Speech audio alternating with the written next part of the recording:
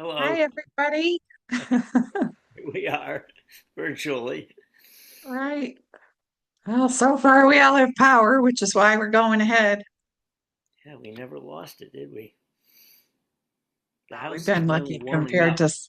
compared to south of here. I think we've been very fortunate. Yeah, the harbor is calming down now. It was pretty wild out there. Yeah.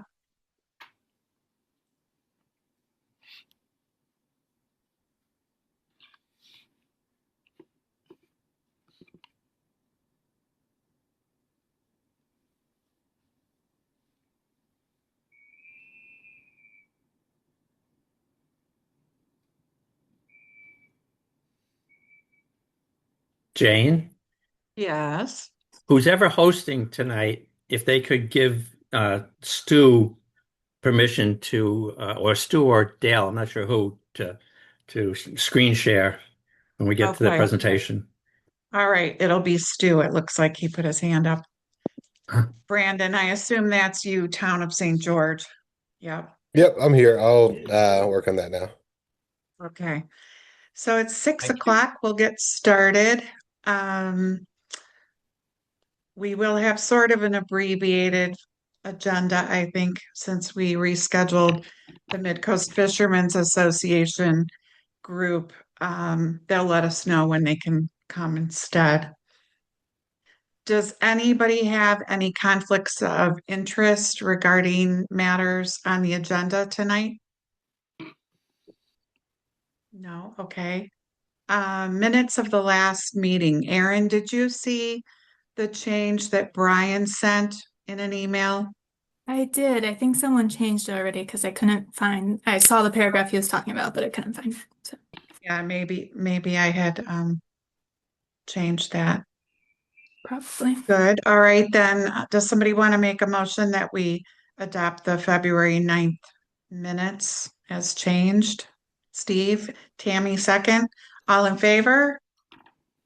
That's the five select board members. Oh, we have to vote verbally when we're on Zoom. So Jane votes yes. Wendy, yes. Yes. Steve, say something out loud, Steve. Say something. Okay, I voted yes. Because we have to vote Oh, it's our votes have to recorded. be recorded Sure. that way when we're on Zoom. So, all right. So the motion to approve the minutes is passed. Have there been any communications, Brandon or other board members that we need to share with the group? No. No. None for me either. And because the office was closed today, we don't have a warrant from Irene.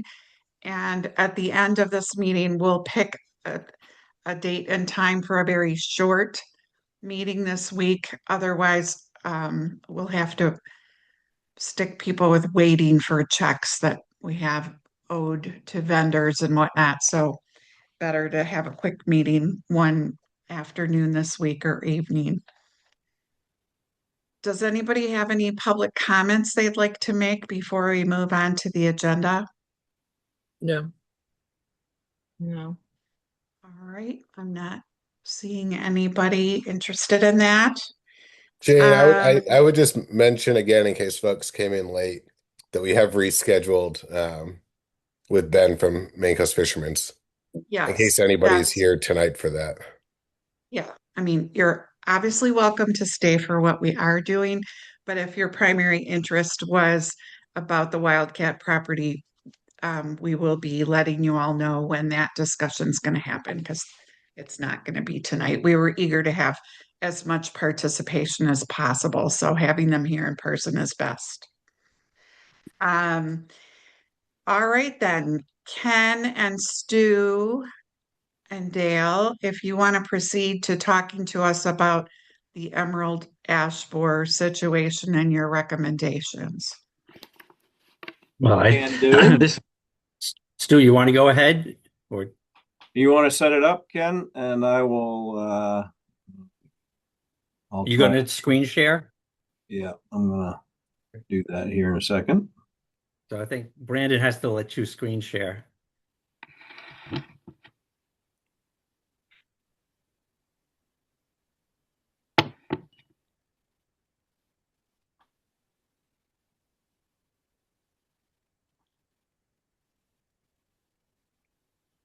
So tell me if you're seeing a slide deck. Yes. Yes. We see the whole thing. If you can just put it in the slide mode, or probably will change it when you do it. We've got your whole screen, not just the, Okay.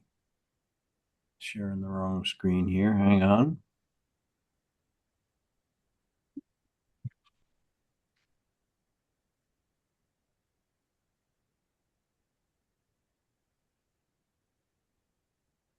How's that? Better? That's Perfect. better. Oh, look at that. Technology is beautiful when it works. Okay, so we're here to talk to you about Emerald Ash Borer, what we've discovered, and what we'd like to recommend the town do related to ash borer on Fort Point. So a little background information here. There are 3 species of ash that occur naturally in Maine. There's white ash, which is primarily what we have down here on the peninsula. Green ash, which is planted a lot as a street tree. We're not aware of any down here on the peninsula, but there may be some. Black ash, which is primarily a wetland species. That's what the Wabanaki use for their baskets primarily. We're not aware of any black ash down here on the peninsula, but there may be some. Emerald ash borer kills all ash, white, green, black, kills them all. And it kills it about a 98% mortality rate within 3 or 4 years of infestation. So the little bug you see on the left, that is the mature adult. In the glass, there's a little grub that hatches out from eggs laid in the bark. They create those warrens that you see in the third picture there, and that essentially strangles the tree and creates mortality. Emerald ash borer was introduced from Asia into the Detroit area. They think it came in on shipping containers back in about 2002. It has spread very rapidly through the US and is on our doorstep. Kills almost any ash tree that it comes in contact with, and it does that very quickly. Here's a slide of Toledo, Ohio. In 2006 on the left and 2009 on the right, and you can see the mortality indicated there. Emerald ash borer in Maine is working up. Yes, Stu, ma'am. can you just pause for a sec? Because Sure. Brandon texted me that he just lost power. And so I asked him if he could call in. Okay. So now that you're the host, I'm wondering if he calls in, if you have to let him in. So we'll see if That's that works. interesting. Sorry. Okay, no worries. Let me know if you get other text from Brandon if I need to do anything here. does Stu Right. get paid at Brandon's rate while he's doing his job? So let's see if that turns out to be possible. But you can go ahead until Okay, I'll continue until we hear additionally from Brandon. right. Thanks. So Emerald ash borer is moving up from the west, as you can see in this map. And also there is some up in northern Maine and also in New Brunswick. Tends to move mostly by human help. So it'll travel on firewood as much as anything. Its natural rate of movement is about 15 miles-ish a year, but when it hops on a firewood truck, it'll go as far as that firewood truck does. So you'll see there are EAB infections in Belfast just in the past year, in Phippsburg just in the past year. Camden has not known any infections yet, but they're starting to inoculate this year because they're anticipating that it's coming. We expect that emerald ash borer will be on the peninsula, if it's not already, within the last 5 years. I mean, so within the next 5 years. On Fort Point, we have a bunch of ash. There's a bunch of ash up and down the peninsula, really. There's a bunch here in Taylor Point, kind of in my backyard. We're going to talk to you mostly about Fort Point because that's the property that we're interested in doing some treatment for. I don't know whether that was somebody trying to get in that I need to do something about. So Fort Point, I think you know where the Fort Point trail is, and we have counted and measured a bunch of trees down there with the help of students from the St. George School. We have located those on a map. We're about half done, a little more than half done with the counting. The snow has put us behind a little bit this winter. So what is available as a treatment, or kind of the most effective treatment that's available today, is this chemical called amomectin benzoate, which is injected into the tree. It's an injection that happens in a pretty short time. They come and visit and they get done with their treatment, but the treatment's only good for a couple of 3 years, and then it has to be reapplied. But it's not the case that you'd have bags hanging onto a tree for an extended period of time, like was the case, if you may remember, when they were treating Dutch elm disease 20 years ago or so. The costs of treatment are based on the diameter of the tree. So you select a bunch of trees, you measure the diameter, and that cumulative diameter is what drives the cost of application. So we have, we think, 3 options for management of emerald ash borer at Fort Point. One option is to do nothing and close the Fort Point trail during the time that the trees are dying and shedding their limbs. That would probably be about 5 years as the trees die and start to come apart and fall down on the trail. There's no way we would want to have the trail open while trees were shedding their limbs onto the trail. So that's one option, is to close Fort Point until all the trees are dead and beyond the point of danger to the trail. Another option is to go in and proactively remove all the ash trees as soon as we get knowledge of infestation. There are a lot of towns that are proactively removing their planted ash street trees. So that is a technique, but in Fort Point, it would be pretty impractical because of the lack of access to that property, and it would be pretty expensive. Another alternative is to select a number of trees along the trail and treat those, and then the trees that we don't treat, remove them as they threaten the trail. And this is the option number 3 that we're recommending. So that would involve injecting this treatment into the trees and then dropping hazard trees that threaten the trail. Allow remaining trees, the ones that are dying, to take their natural course, and then plant non-ash native trees, red maples and such, underneath as the ash trees die and kind of fall apart. The costs to treat the 54 trees that we have selected would be, depending on how often we treat them. If we treat them a third of the trees every 3 years, it would be about $3,500 a year. If we treat half of the trees every other year, it would be about $5,200 a year. And our recommendation is that we treat for 3 cycles and then reevaluate to see whether there is new treatment that comes on the market, whether the treatment is being effective as we hope, and whether any kind of adjustment in the program is warranted.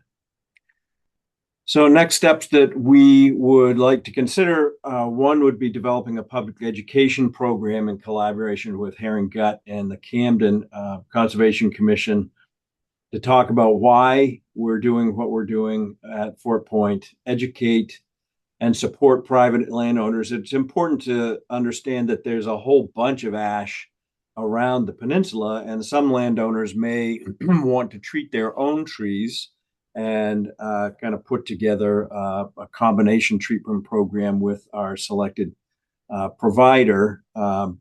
So we want to make sure that landowners know what their options are. We have had conversations with the Maine Forestry Service on this project, and they have some funds available to treat a handful of trees down there and document the effectiveness of the treatment program. So they will be, they are interested in being involved in this project as well, but for a very small number of trees. And then, yes, go ahead. Yeah, they'll do a dozen trees, and right now they believe they'll have funding for 10 years. Oh, there you go. That's awesome. Right, and we've signed an agreement with them for that part of the project. And Brandon signed that agreement with the State Forest Service.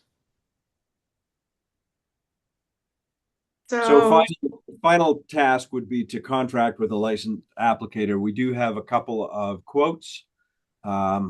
We were unable to find a third provider, I think. Dale, keep me honest there. But they've been contacted, but issuing a quote has not occurred yet. That still may happen. They've had some turnover in that department, and so they're trying to regroup and not interested today at quoting any more things until they get some more people on board that would help them with that. How would you decide when to start? How can you tell if a tree is infected? How are we going to know when it's getting close enough that we should start doing this? Great question. Dale has a good answer for that. We talked at length with the state forestry folks who have come and walked the trail, 2 specific ones in general, and one of the possible someone we have a quote from in the private sector. And the process is you go and select several trees from the site that are somewhere between 4 and 8 inches in caliper, and you make a girdle, in effect, strip the bark from about 12 to 18 inches in height all the way around the plant, and you leave it just like that. You do that in the spring, and then in the fall you come back and you take that tree down, you cut it down, and you strip all the bark above and below where you girdled it, and look for any of the trails that you saw in that early slide that showed what infestation looks like. When you girdle it, the tree sends out a cry for help, if you want, and the insects can sense that, and they often go to those trees in stress first, not unlike people. You know, when some people need help, they may change their behavior. So the trees do the same thing. So that's often the first place that an infestation can be recognized in the early stages. And we would keep on doing that until we find any. We don't really want to start until we can find it somewhere close by, or it shows up there, because you're spending money, you know, when you may not have to for an extra year or 2 years or 3 years. This is Wendy. Does the treatment have any effect on water quality or any other plant or animal mortality? I have done some research more about that. In fact, some of it today, and I have a quote. If you want, I can read it. I was going to try and send it, but I had a little trouble. So this is about emamectin benzoate, and it says similar studies have not been conducted with emamectin benzoate which is broken down rapidly by microbial activity and sunlight. Because of its short residual activity on the surface of its leaves, it is considered a biorational insecticide compared with integrated pest management programs, including biological control. These characteristics suggest that the environmental impacts will be negligible as imamectin benzoate is released from decomposing leaves. Regulatory agencies conclude that foliar applications of imamectin benzoate to vegetable crops will have no adverse effects on the ground or surface waters, and we're not going to be doing any foliar applications. Ours are going to all be injection. So that we'll get to all of the tissues in the tree, but based on what they understand today, it is certainly the least of a problem. That's not to say, there can't be a problem, but to what we know today, it's acceptable. Okay. Amy, you had a question. I was wondering if once the treatment start, is it ongoing for the life of the tree? Yes. Or until we can find this, whether something terrific happens down the road that a change can be made, or it's determined like some other insects that have their way to become less of a problem. But we don't think that's likelihood in my lifetime, so I don't even want to think about someone else's. Thank you. So as best we know now, yes, we would be starting down a path of having this in our budget for years. Yeah. Unless we decided to change our plans at some point. Right. Yeah. Right. I mean, as people get to know a little bit more about this, there may be more cost-effective treatments in the future. Right. Just to put it in perspective, Camden has decided to spend $90,000 this year to start their process on 450 trees. In what areas? Mostly, it's all on their public property, mostly downtown area. Ash was viewed as an excellent replacement for elms, and many towns have done a whole bunch of them. The ones that were the most thoughtful selected numerous kinds of plants, numerous varieties of trees, so that you didn't have the same process again that towns like Thomaston and you pick it faced in the past. And this So- treatment, once you start the treatment, it always works. It always takes care of the tree and the issue with the. They have 10 years of history, and to this date, it's 98, 99% effective if the tree was healthy to start. So it has a good track record. All of our choices are not good, but in relative to any of the treatments that are possible, and never mind treatments, but actions, we have something that to date is, I'll use the word affordable, considering the cost of replacing a tree of that size or how long you would have to wait for it to mature, a small tree, and taking them down, and other devastating infestations that have occurred, whether it be the elm problem or, there's been many insects over time that have created devastation. And, this is I don't want to call it a solution, but an effort that is doable. And I believe it's affordable relative to the other options. And you've told us this before, but since this will be the meeting that people most interested may watch on YouTube or read the minutes about this, you're proposing that we treat basically trees along the trail that would have a risk of falling on the trail, hurting people, damaging the trail.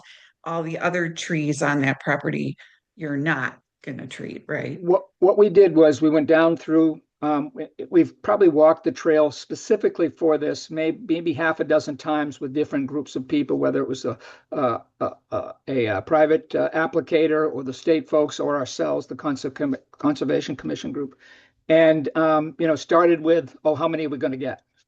And then walked down through, oh, that's more than we thought. And so each time we've looked at it from a little different perspective with other folks involved, and all of the trees are within consequence to the trail when they start to collapse.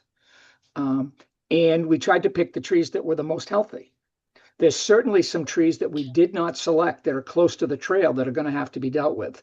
But if we get started down this trail, there's probably going to, on this, shouldn't use the word trail, on this approach, we're going to have to take some trees down that are close to the trail before they become hazard trees. So thinking about that, as I'm saying it, we probably should have recommended having money aside to do some of that. Right. That's what I was just going to ask, because you're going to have an expense related to that. Yep. Right. It's hopeful that we could, our big problem there at the trail trying to do any of these things on the property, one is access, and because it's long and skinny, and you can't start at the beginning. You can't drive a big truck down, over the trail and over the brook and down those steep slopes. So it'd have to come in from the side, and it would have to be tracked, and all those things complicated. It would be nice if we could find some small operator that was interested in doing some of that, at times when the weather was appropriate, whether real dry conditions or frozen. Because the trees have some value before their demise. So, just to give you some sort of proportion, we figure there's about 350 trees on the property, and we've selected, I think, 56 or something like that, Dale, for treatment. So a reasonably small percentage of the trees that are right along the trail for treatment. And if these trees weren't big and beautiful, we wouldn't be talking to you today. But if you walk down there, and anyone who's walked down in the last 6 months will see the ribbons, and wondering what the hell are all these ribbons about? Well, that's what we were trying to work through. But at the largest trees are 28 inches caliper. So, that's this big. And the smallest are maybe 12 to 16 inches. They recommend not treating either 12 or 8 inches or smaller, because they don't, you only have to, the size of the tree is what decides how many injection sites there are. So if a tree's small enough, you only have to inject it once. Well, it doesn't spread through all its tissues well. So having more than one works better. But if the trees aren't big enough, you don't. So they don't recommend doing smaller trees anyway.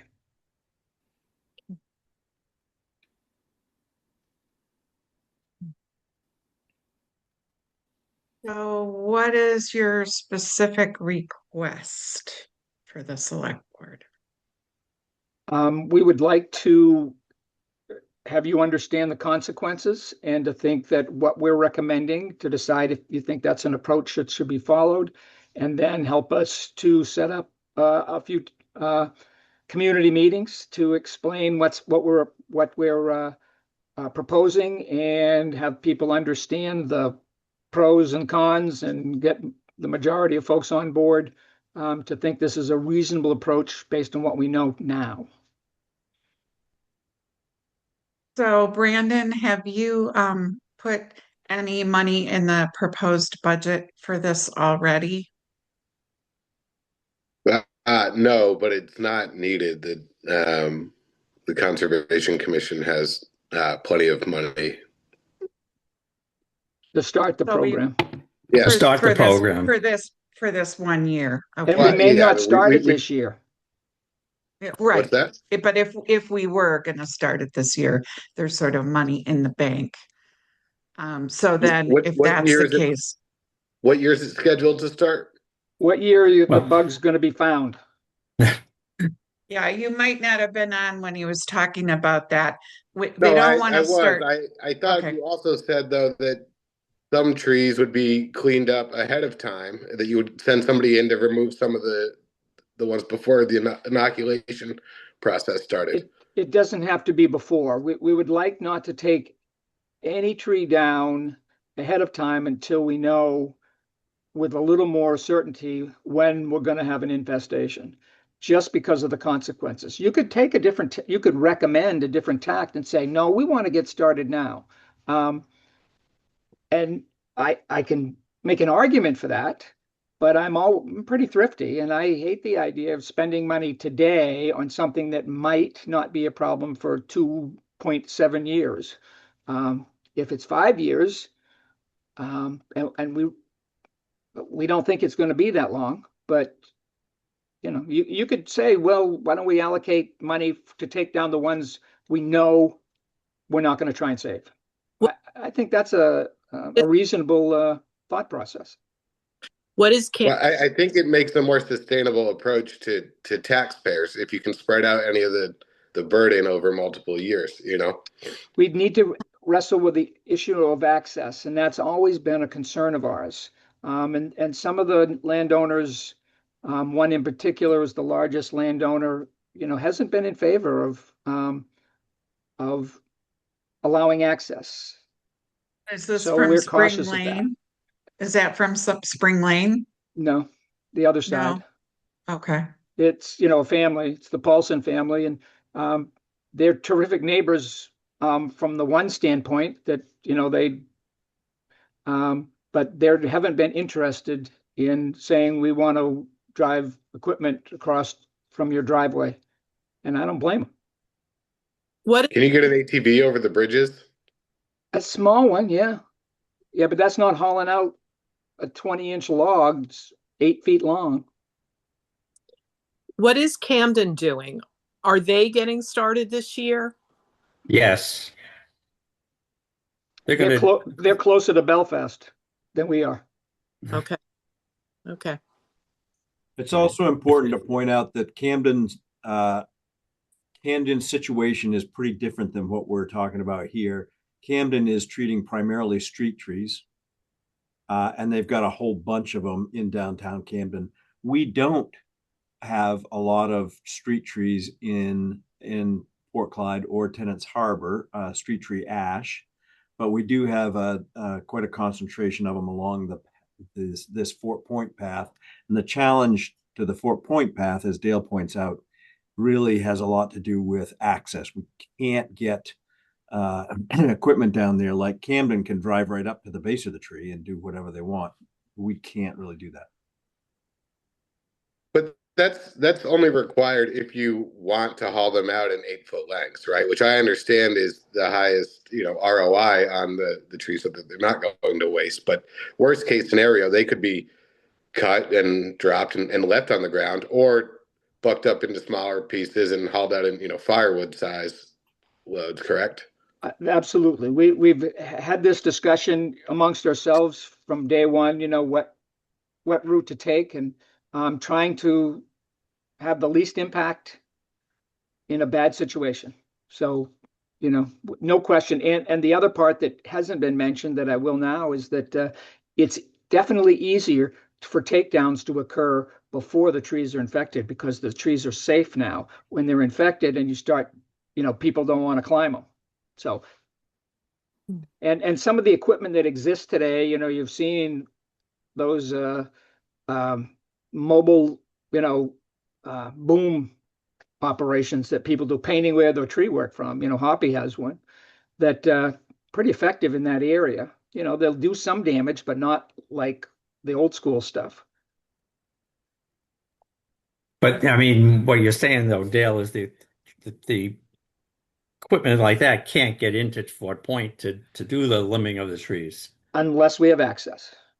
Right. And not just one point of access, because anyone who's walked the trail, you would need, if the world were perfect, you'd have 6 points of access, 3 on each side, spaced down the way. Because most of the trees are in the second half of the trail, let's say the second 2/5, the third and 4th fifths of the trail. Stu, you want to bring that map back up? Can you do that? Can you reverse our slides or put that up? Yeah, give me just a sec here.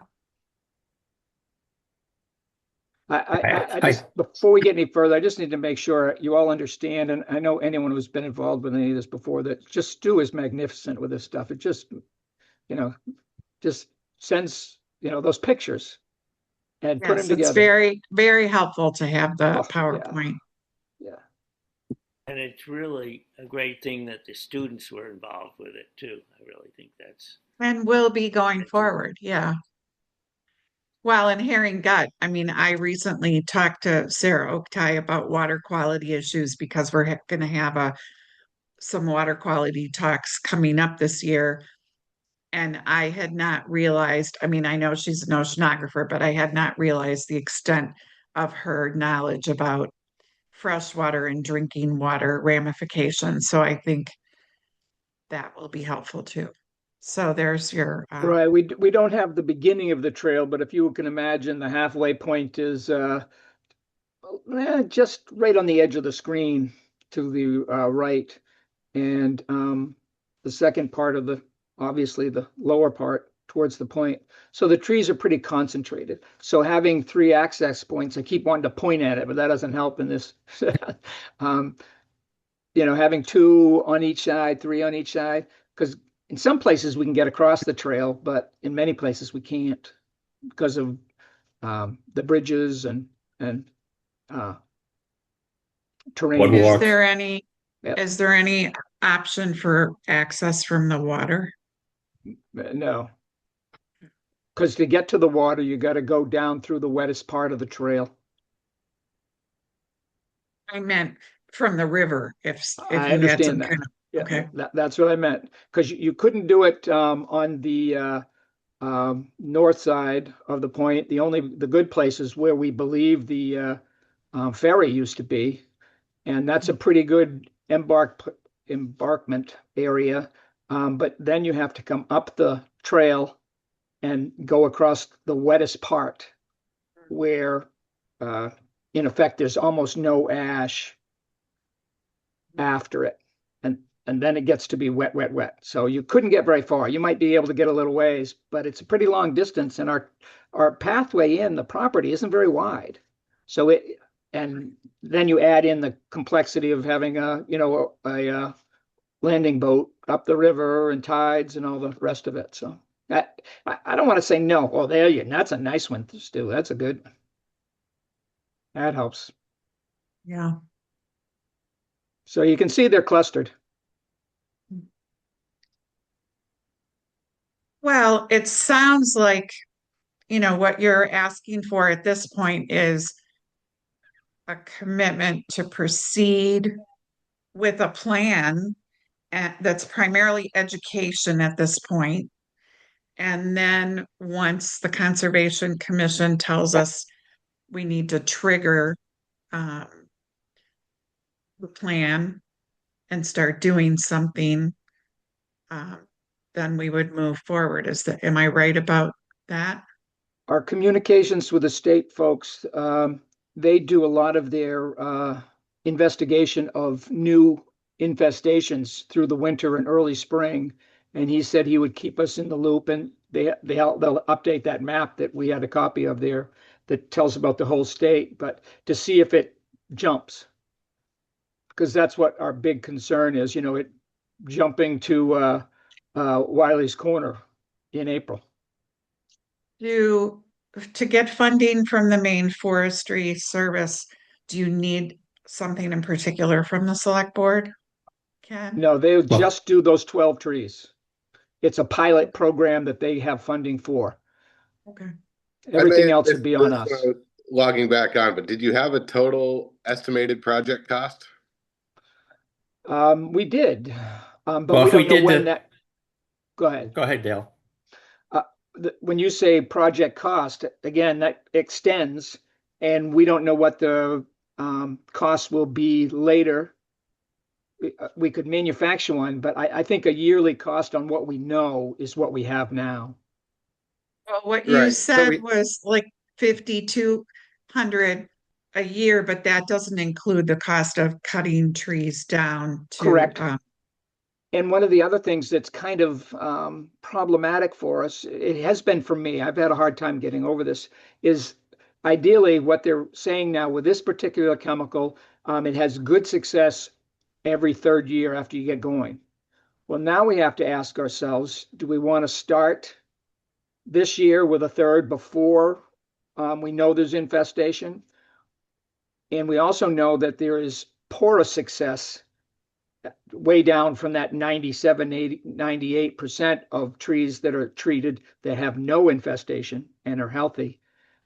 Whether we say, yes, we want to do all of the trees once we know there's an infestation, and then phase it out after the first year. So there's some decisions that have to be made, and a little bit of it's a crapshoot because we're not going to know, unfortunately, until it occurs, unless, like I said, we are lucky and unlucky enough they find an infestation in the bottom of the hill on Thomaston this spring.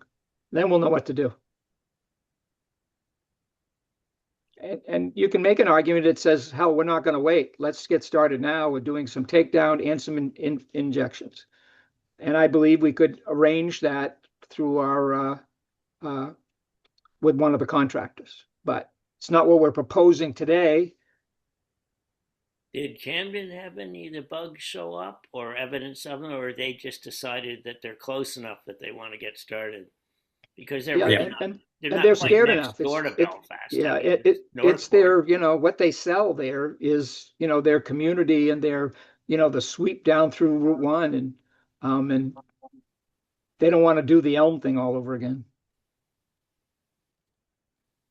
Well, I drove through Thomaston the other day, and they're going to have a big problem. The whole bunch of those trees on their medium there, what do they call it? The common, are ash. And one of the irony there is they replaced the elms with the ash. Well, they were a good idea 30 years ago. So you also mentioned replanting, maybe creating some more diversity there, which of course would take decades before they'd be big trees, but they will for our great grandkids or whatever. But we really won't feel safe doing that until we don't want to plant a lot of trees and then having these other ones coming down. Yeah. So, but if we got areas cleared, then we could plant in those areas. Yes. Tammy?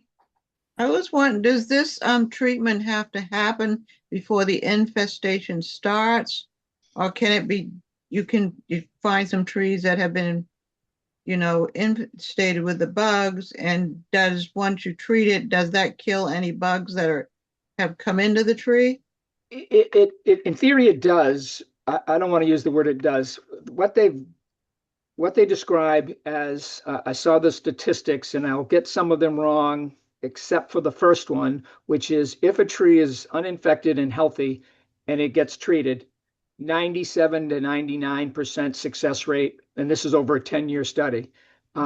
Trees that had pictures that had some effect already were significantly reduced in health, and you get to decide for yourself whether you think that's worthwhile to continue to treat, because it's only going to go downhill. It won't recover because the cambium layer that gets damaged, Tammy. If I always use it when I'm talking to kids, I hold your finger up and you make some girdling places, and if it's a one-shot deal, it's not, you get healed and you get it, rare Band-Aid. But if the infestation's still there, pretty soon your finger drops off. So now if it happens down here on your arm, the best thing to do is to try and treat just before it happens. That's the best economically and with the best result. But that's difficult to tell.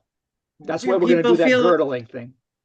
Do people feel like we've had enough discussion to make a decision about proceeding with this? I mean, really, in the scheme of things, this is not a lot of money you're talking about every year. I mean, it is, if it's depending on how many years this goes on. I have a comment.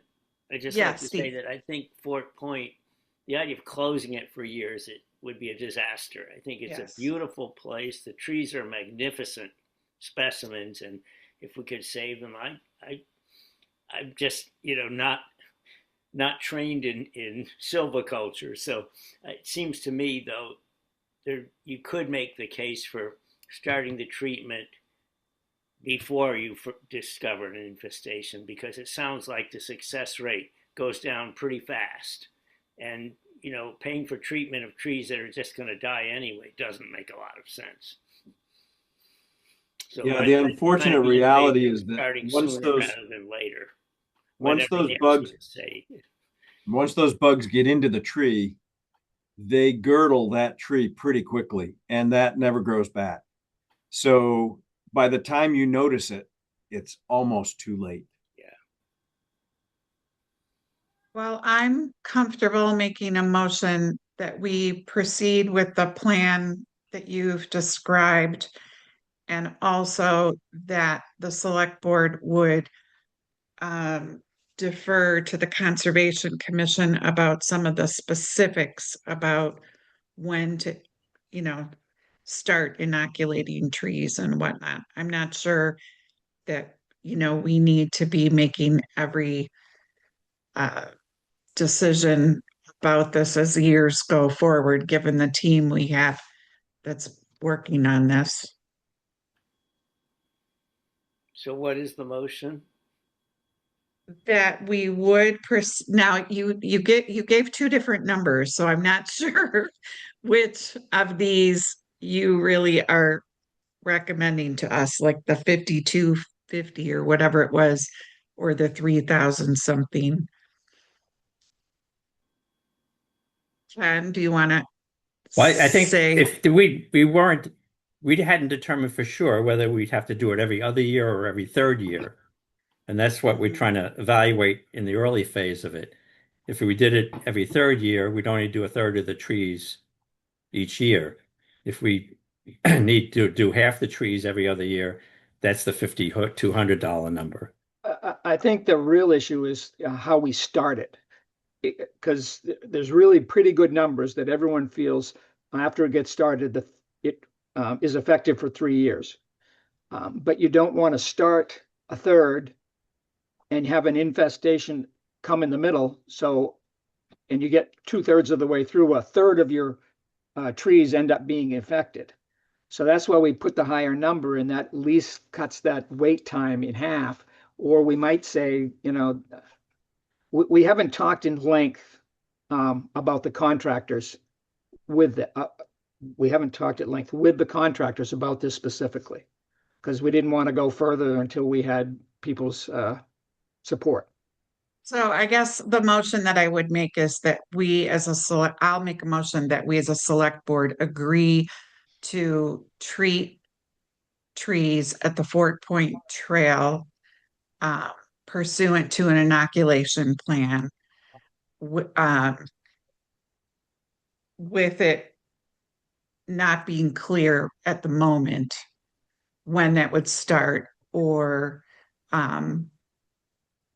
and what exactly how much to do, but that you will come back as you know more, and I then think we'll take it from there. We could put a date on that, I think, before the end of the season. Jane, I'm not sure that you all need a vote tonight. Right. If you don't know when it will start or how much it'll cost or anything like that. But I think that you can offer sort of the board's confidence to keep pursuing this project and getting more information. Tammy? I think that conservation people had mentioned that they wanted to start with a public education piece first before they go into, because the public may hear about this and say, why are we wasting our money on these trees? Just cut them down and be done with it. So I think we need to educate the public first and get their opinion. Yeah, that's been our belief all along. When we started the Fort Point Trail work, when we were proposing the update, we had several meetings of interested people, and they started out a little contentious at first. And now I think if any of you see the information and the emails and letters we get back relative to it, it's very, very supportive. So I think maintaining that kind of involvement is critical. Right. So Brian and Tammy, Brian and Wendy, what do you think about just proceeding with an education campaign first and not having a motion, to do anything in particular. I don't see why we would vote on it tonight if we're still looking for information and the infestation is not here. Yeah, education would be my way, would be the way I'd go. Wendy? With that, I'm fine with that. Okay. Steve? Yeah, same. Okay. And we, They have our approval to go forward with the study and their plans. and just so you know, our slideshow was abbreviated for you folks. So when we do a public thing with nothing else on the agenda, not a blizzard outside, it's more informative. Well, good. This was very helpful. And we know we'll be hearing from you. And in the meantime, we'll just be praying for some little predator bug to come along and eat these guys. And so it isn't a problem anymore. And if we do have an educational meeting at the town hall or whatever, Stu, I was thinking it'd be great if you could bring your students there. That would be a special feature. Absolutely. Yep.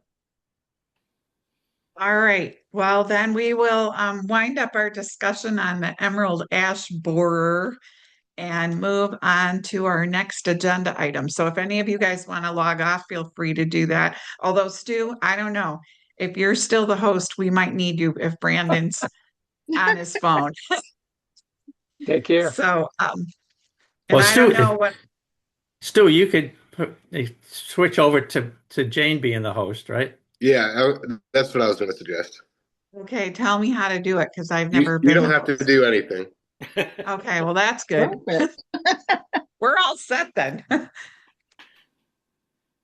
I will watch it to Do I see it need to pop. do something here, Brandon?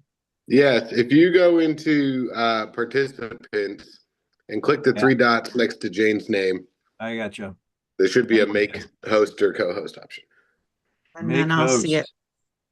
I Jane, see it. I'm the host now. You Okay. are now the host. All right. Thank Okay. you. Thank you for Yeah. listening to us. Okay, sure. Thanks for all your hard work. That's a lot of science we're all learning. Mhm. Night, y'all. So that Cool.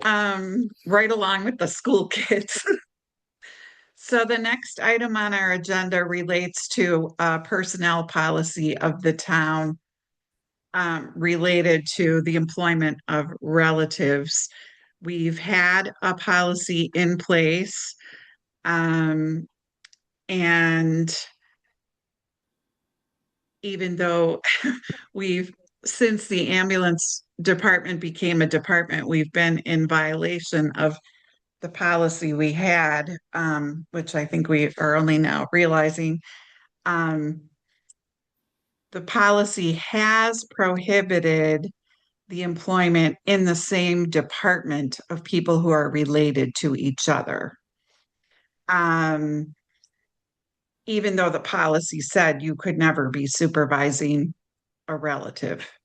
But we have proposed changing the policy to be clear that relatives can be hired and employed and work in the same department so long as, and you can see these bullet points, a relative is not involved in the hiring decision of a relative, is not supervising a relative, disciplining, doing performance evaluations, or influencing their compensation. This arose because, as you know, we have a position open at the transfer station, and one of the applicants is a relative of someone else in the department. And so Tara called me, and we reviewed the policy. And if the policy we have this minute before we vote on the proposed change were in place, then it would not be possible to hire that person. And they did, the search committee has concluded their interviews, and that person is their favored candidate. So before they go forward with deciding whom to hire, we would need to change that policy if they were to be able to hire their favored candidate. And just my own thoughts of this are that this is it's pretty typical, I think, of in the business world, as long as you're not supervising somebody you're related to, you'd be allowed to work in the same place. So I see Bruce is on here. He's the chairman of the Solid Waste Committee. Bruce, did I get that right? Is there anything you want to share with the select board about that? No, I think you have it. I think you have it right, Jane. I'm not sure I can add anything to that. It might be helpful to put the proposed policy up so everyone can see it. Well, sure. You're asking me. We saw it. How do I do it, Brandon? I know I'm the host, but I don't know how to. Do you have the policy up on your computer, Jane? I can quickly bring it up in my computer. And then you would click share screen and select that that document when it gives you options on which screen to share. Okay. So now I go to share and I click on it and I click share. Do you see it? Oh, yes. Yeah. Yep. So I think if you could click it, you could zoom in on it. It might be helpful. It might just be because I'm on a phone. how do I do that? Oh, You would go to view up top. Oh, there you go. Great. yeah, but now how do I go to scroll down? Okay. Yeah. And then so that's that part. I'll scroll down a little more so you can see who the relatives are. And I'll add a couple of contextual pieces as well. Some changes are being proposed in this policy because they need to, regardless, right? As Jane mentioned, we currently have relatives working within the EMS department. The other piece that was added is that we removed a firefighter exemption, with the thought being that we thought about adding in an EMS exemption similar to the firefighter one, but because this policy would allow them to work in the same department, all it's doing is preventing the supervision. And I actually think that is a good thing in any sort of emergency response scenario, that you wouldn't have family members supervising those scenes, especially with EMS. Sometimes you have only two people responding to a scene. So I mean, I think the reality of small town life is that there are a lot of people who are related to each other who live here, and we want the best people we can get, but we also want to make sure that there's no favoritism or inappropriate penalizing of people. And I think we take care of that with the supervision issue. You notice at the bottom, this doesn't apply to us being related to people. And I think that the town charter already has conflict of interest language in it that would impact our involvement if somebody were related to one of the select board members. Plus, every meeting we have to declare if we have any conflicts. Right. Jane, I think the point you make is really good. I think this is the result of a small town situation that we have here. And I've been involved, and Tammy has been involved in all the interviews and everything. And this person we're talking about here is clearly the best candidate out of all of them that we had. So it's kind of a difficult situation, Well, right. If we were to be excluding good people, Right. because they have somebody else working in the town. Yeah. Does anybody have any concerns or issues they want to raise before we take a vote on this? No. I am on the committee that's been working on this, and it's been, I don't know, for some reason, it's completely stressing me out that we are considering doing this. We put this policy into place for a reason. I realize that I have nothing against the people, and the candidate or anybody, but, and I know it's a small town, we have limited candidate pool.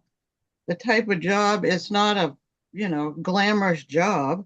So a lot of people, we didn't have that many people, I feel, applied, but I just can't get past, after dealing with things in the past, the perspective from the town and doing this and what's going to happen as far as trust of the select board, the hiring process. I just am not comfortable with changing the policy. So you're the only select board member who was on the select board at the time that we had a serious issue in the past. Right. And I know limited amount of information about that, but as I understand it, I realize all the, they've put things into place to make sure things don't happen again, and a policy is not going to stop things from happening. We had a policy in the past and it was ignored, but I'm sorry, but I decided, I told Tara it's up to them to just, she's the supervisor. They can do whatever they'd like to do, but I'd like to step back from the decision. okay. Because I'm not comfortable with the changing the policy. Of course, you should vote your conscience. I just want to add, I would encourage you all to pursue alternatives if not accepting the proposed policy. Otherwise, we'll let go of somebody on EMS because we have a policy that prohibits relatives from working in the same department. So if we would like to avoid that, we do need to seek an alternative. Well, personally, I feel like, as Tammy said, human nature is human nature. There are going to be personnel issues, whether people are related to each other or not. And what we're charged with doing is our best to attract the best candidates to work for the town and prevent problems. And so I'm comfortable with moving that we adopt this policy. And trusting that the department heads are going to be scrutinizing what goes on and will come to the select board if there are problems.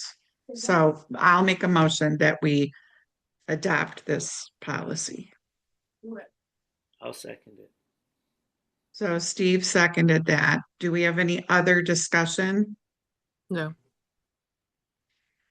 Steve? I'd like to, yeah, I understand where Tammy's coming from, so I respect your position on that. I do think because of supervision, there are measures that can be taken if things are not working. Worst case termination of an employee, and I'm not suggesting that should happen, but that is a recourse. And there are other things you can do too from the supervisory position. So I think as long as that's separate and and it's clear that can't involve any relationship of the kind we're discussing, then I think it's worth making the change. All right, I'll vote in favor of the policy. I'll vote in favor. I'm in favor. Okay, and Tammy, how do you want to formally vote no, or do you want to abstain? No, I'll formally vote no. Okay, So the motion passes 4-1. Hmm. All right. So the next thing is that upcoming events, just to mention that not this Wednesday, but starting next Wednesday, the first Wednesday in March, the school board will be having their budget workshops 3 Wednesday nights in a row. If people want to attend those by Zoom, if you email Christina Watt and she'll send you a Zoom link. I know some of us and some members of our budget committee have been attending in the past. Brandon, when do you expect that we'll be having the select board meetings about our budget? I believe I put it in the document, but I don't have any internet to access it. So I would assume right away, though. I don't think that there's anything else that we are So waiting the on. next meeting, which is March 9th, we could start going through the budget, the select board.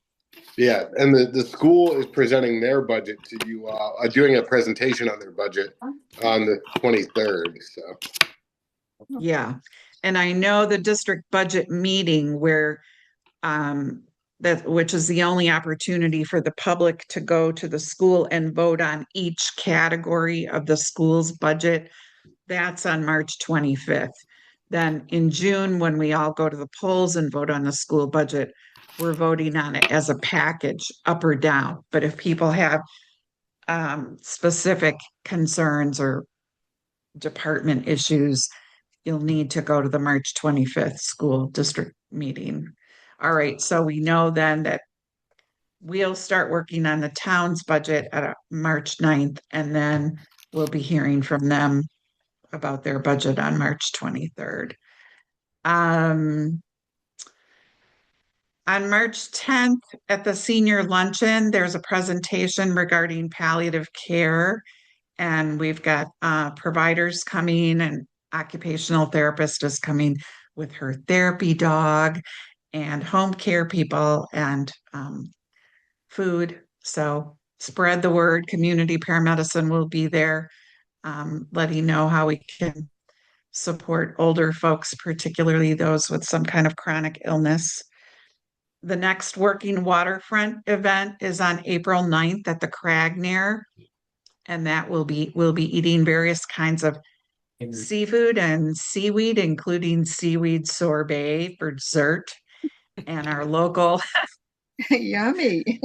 our local fishermen and seaweed harvesters will be educating us as we eat. So watch for the flyer about that. And then the first of the 3 water quality talks will be on April 30th. And that's at the town hall at, do you remember, Erin, what time? I don't know. It's either 5 or 5:30. And that's really all about well water. I mean, obviously there are about 250 households in town that are on either the Tennants Harbor or the Port Clyde Water District, but most of us are drinking well water from our own wells. And so we've got presenters talking about testing well water and treating well water, and that it's your responsibility to take care of your own well. Oh, I could quit sharing this screen now, right? Yeah. How do I quit doing that? the bottom there Oh, should be a boy. red. It should Oh, say, stop share. I there see you it. go. Okay, sorry. I'm a fossil. So yeah, drinking water, that'll be good. And I think that's it for the upcoming events. Hey, Brandon, now it's your town manager report, and I'm hoping, oh no, did he just disappear again? Yeah, he just left. All right, well, I'm sure he'll be back. I was just gonna ask him, and maybe Brian, do you know how much we raised from the Valentine's dance for the Snows Point? I don't. I heard that we had a couple large donations, but other than I don't have a number now. Okay. Well, when Brandon comes back. I was told it was very successful. That's all I It told. was very fun. As it was last year. And I like the fact that it's not all senior citizens like me. You know, there were definitely younger people having a good time. Too. So that's good. Well, we'll see what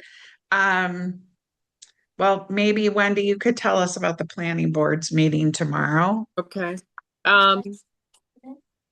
Tomorrow's meeting includes 3 applications being considered, one of which is for a shed garage lean-to being attached to the Grace Center. And the application is being filed on behalf of the St. George MSU by Mike Felton. And that will be considered as planning board's review. The last planning board meeting on February 10th, there was an application approved for an addition of a bedroom and a larger bathroom. This will occur within the shoreline zone, and it was approved because it did not expand the nonconformity. It moved the housing away from the resource, and all the other standards were met. So that application was approved. All right. Nothing from the Board of Appeals, nothing from the Harbor Committee, the Budget Committee, Cemetery Committee. They meet on March 4th at 4:30 at the town office.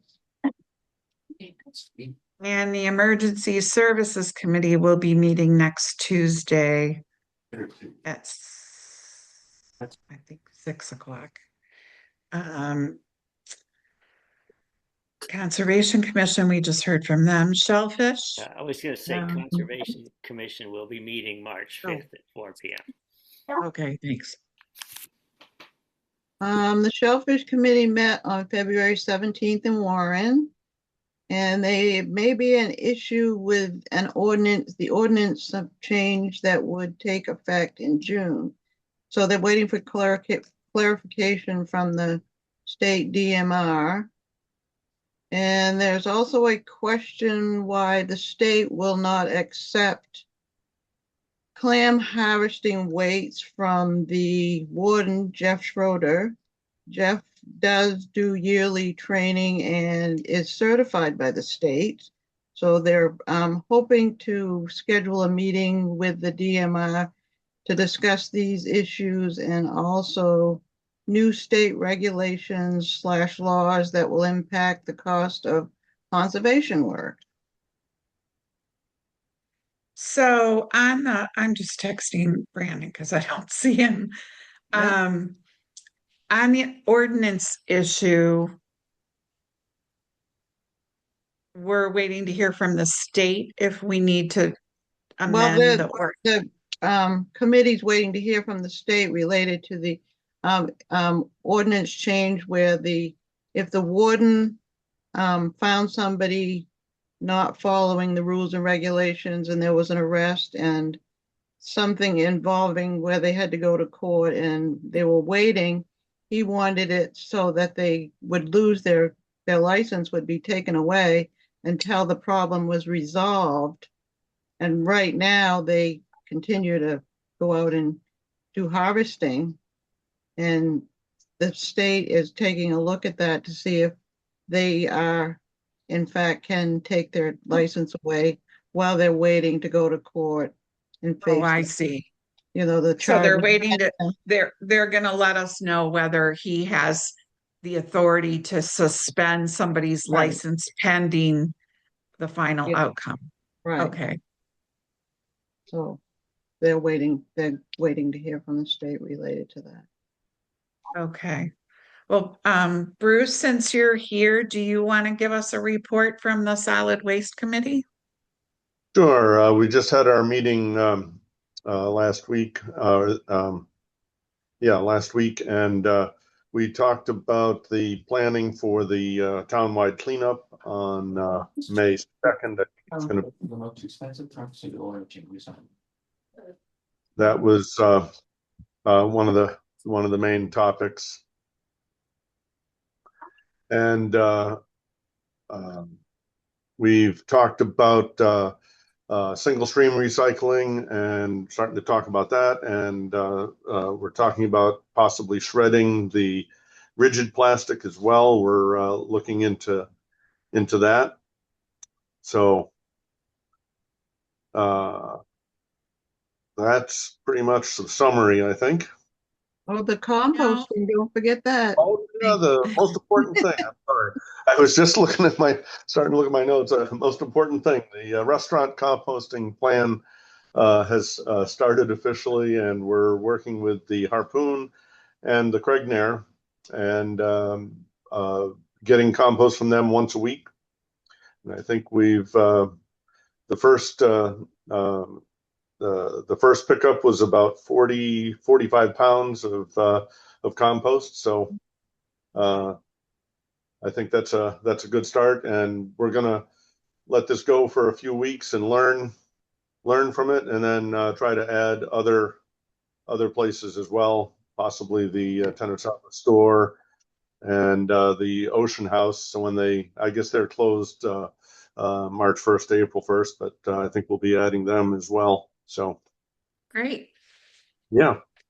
Well, I know that and Wendy, you may remember from when you were on the solid waste committee, they've looked at single stream recycling in the past, and I think it seems to me like you would have a lot more people recycling if you had that. And it produces very poor recycled materials, that people throw olive oil in with newspapers and magazines, and it becomes a big mess.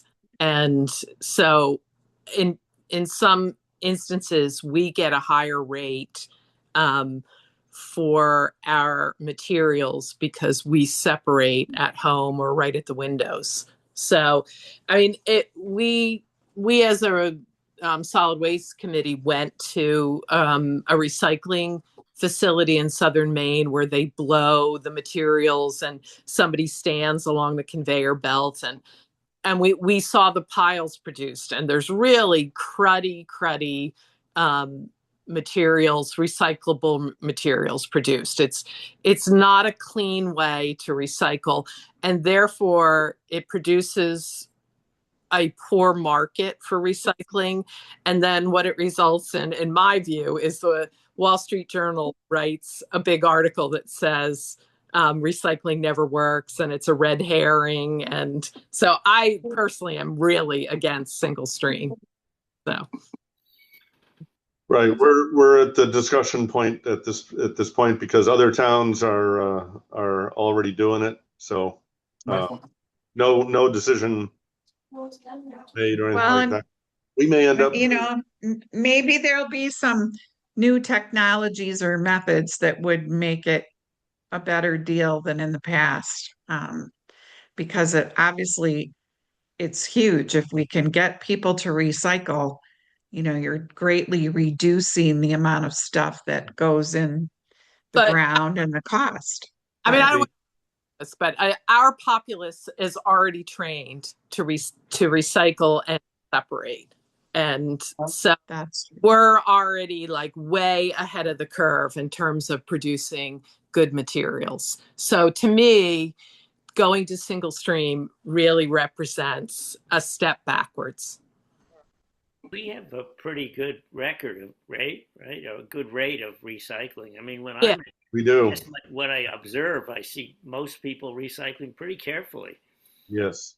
Separating their trash. Yeah, I think we're one of the leaders there, that's for sure. I mean, I know when I go out of town, I brag about our transfer station. Well, I've told this story before probably, but at the beginning of the comprehensive plan process, when I called the guy at the state to talk to him about that, at the time that we built our transfer station, his job was to review our town's application of what we were doing. And he was so impressed. He's like, "Oh, you're from St. George. You guys are on the cutting edge. You have the best transfer station." So, I'm glad that we have that reputation in Augusta with the state officials. So that's good. Parks and Rec, Brian. They did meet on the 10th. Unfortunately, they didn't have enough for a quorum, so there wasn't any official voting or anything. They talked a little bit about the senior program, a little bit more. Ashley's been talking to the seniors about going on some trips and stuff and getting ideas of what they want to do. And as you pointed out, they're going to talk at the next meeting. But other than that, it was mostly about the Valentine's dance, which is over, and Muscle Ridge tournament, which is coming up on the 6th, 7th, and 8th. So there's a big push for volunteers on that right now. And they're also asking for people if they want to donate things that are going to be sold. Is that right? Yes, that's that. Everything we sell for concessions is donated. Well, most things. We do buy a couple things, but almost everything is donated. And this is a big fundraiser for Parks and Rec. So we always have a big push, and Summer puts out the Sign Up Genius on Facebook a bunch of times, and it's really easy to sign up if you want to donate something, or if you just want to come in and volunteer. That's great. Or come in and eat. It's the best restaurant in St. George for a weekend. So Well, that's good. All right. Resilience Committee. Let's see. The Resilience Committee is meeting tomorrow to review where Sebago Techniques is in terms of the grant about the 2 roads. We haven't heard from them in a while, or I haven't personally. I mean, maybe Susie Ellis has, but we're going to find out where they are in terms of that grant. And I think that's it. The team that meets in South Thomaston is still working on the different vulnerability aspects of the climate action plan. So that's it.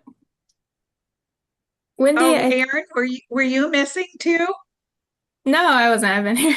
I was just going All to right. add, I think the meeting to talk about the Sebago report is on March 4th, and the meeting tomorrow is for the infrastructure action team. Sorry. Yeah.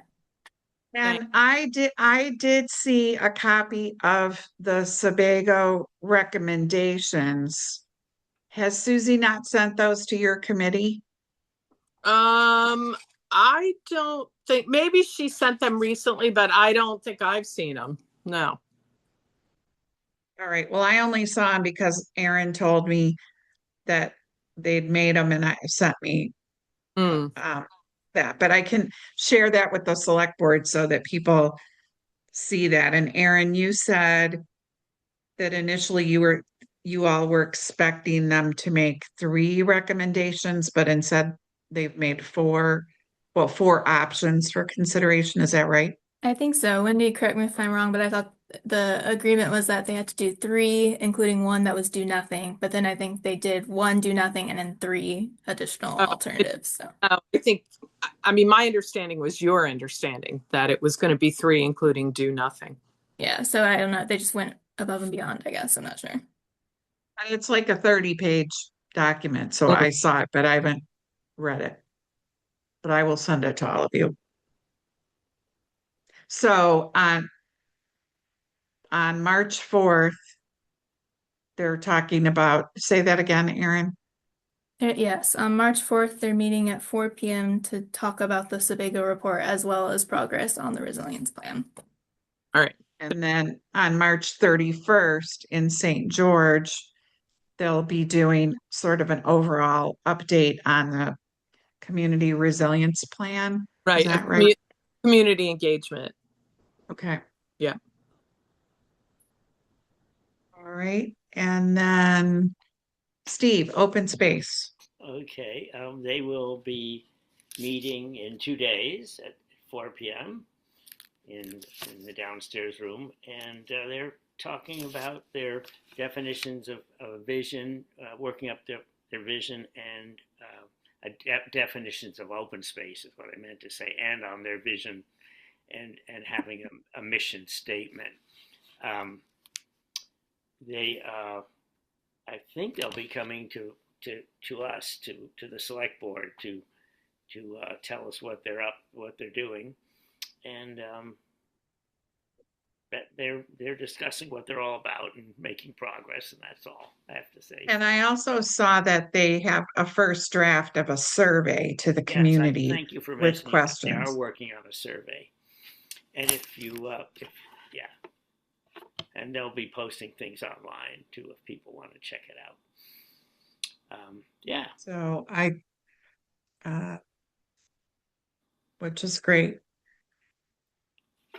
Well, Yeah. I'm not getting any response to my texts to Brandon, We may have which to is get that report not next time. not a good thing. Now, which it's too bad that he's not here because we do need to decide when we can get together to look at the warrant. And I was thinking that if there were a day this week at 3:45 or 4 o'clock that we could get together, that was basically at the end of Brandon and Irene's work day, just to look at the warrant, we could do that. Is there a day that works for people like Thursday. I mean, Wednesday's another snow day. It's small amounts, but it's a snow day. I have a meeting at 4, but it's on Zoom. So if it wouldn't take, if I could be free by 4, then I could. on Thursday? Yeah. I would not be able to be there, but that doesn't mean it couldn't happen. Because with 4 of you, there'd be enough people and I could look at it and ask any questions I have.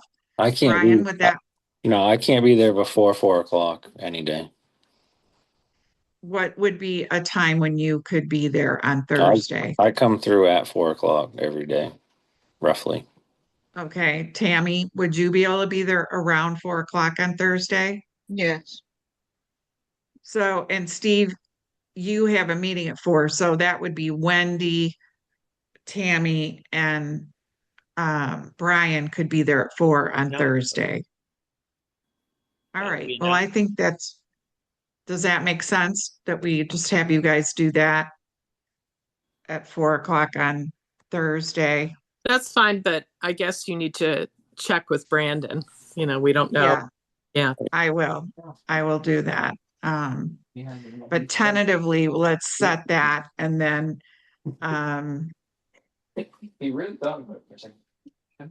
if that doesn't work, then we'll look at Friday, I guess. His concern was he didn't want people to have to wait too long to get paid. Mm. So What about tomorrow? Yeah. I have a meeting at 3. I could do it at like 4:15 Why don't you tomorrow. check with Brandon and let us know? Because I could. All right, I'll do I could that. do tomorrow. All right. Wow. Drop my pen. But okay, well, I will let you know in the morning if it's going to be tomorrow a little after 4 because I have a 3 o'clock Zoom and I could be there at like 10 after 4 or Thursday for those. Aaron, do we have a meeting in South Thomaston at 4 tomorrow or no? Yes. So I can't be there tomorrow. I have South Thomaston meeting and then planning board tomorrow night. All right. So, but if But there's you, I don't know. right. So All right. And Aaron, if you can help remind Susie that those meetings of our resilience committee should be on the town calendar, even if they're happening in South Thomaston, because I import the town calendar to my personal calendar and it's not on there. Mm-hmm. So for the public notice requirements, we need to be doing that. Okay, well, I guess we'll get our town manager's report whenever we do meet this week. That isn't now. So does somebody want to make a motion to adjourn? Yeah.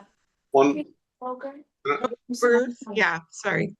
I'm sorry, can I just ask one quick question? Related to the hiring policy change, back to that for a moment. Yeah. What's the next steps for that? So, okay, so the situation is that we did vote tonight, which thank you for reminding me. The rule that we have in our select board policy manual is that there has to be 2 weeks between when we first talk about a change in a policy and when it goes into effect. So even though we did vote tonight, we will put that on our agenda for March 9th. And so it isn't official until March 9th. We will Okay. probably vote again on March 9th. I screwed up. Okay, So yeah, you can't hire somebody until after that. right. So does it have to go to public comment or is it just an No, internal? it's just because it was on the agenda for tonight, so the public could see that what the proposed change was. And then it will be on the agenda again on March 9th. So if there were some big outcry or other people who wanted to come forward and say we should not adopt this policy, they would have until March 9th to do that. Okay, So got it. yeah, thank you for reminding me about that, because we haven't consistently followed that either. And I have realized that that's a rule we should be following. All right, then. I guess we're adjourned at 7:30, and I'll let you know in the morning when we'll be meeting on the warrant and the town manager's report. Can't wait. Thank you. All right. Thank you. Good night. Good night, everybody. Bye. Good night.